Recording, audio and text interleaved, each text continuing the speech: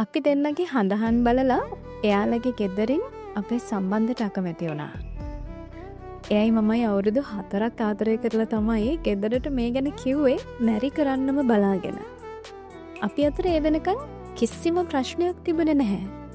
හැබැයි දැන් අපිට මැරි කරන්නත් විදිහක් නැහැ. අපි අතරේ හොඳටම ප්‍රශ්න. මේ තවත් එක මැසේජ් එකක් අපිට ලැබුණා. අපිට අපි නොදන්න දෙයක් ගැන ඇත්තටම හරි හෝ වැරදි කියන්න බෑ. හඳහන කියන එක ඇත්තක් කියන්නත් බෑ, අපිට බොරුයි කියලා කියන්නත් බෑ. මොකද අපි නොදන්න දෙයක් ඒක.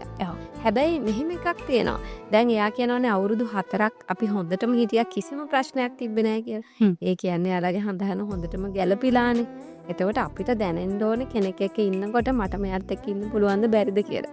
අපි ඉපදිච්ච වෙලාව දීලා කාගෙන්වත් ඒක කියව ගන්නවට වඩා Tamanට දැනෙනවා නම් මට යත් එක්ක ඉන්න පුළුවන්, කිසිම ප්‍රශ්නයක් නැහැ කියලා. ඒක තමයි ඉතින් හොඳම හඳහන් ගැලපීම. ඊට වඩා ගලපන්න දෙයක් තවත් ඕනේ නැහැ.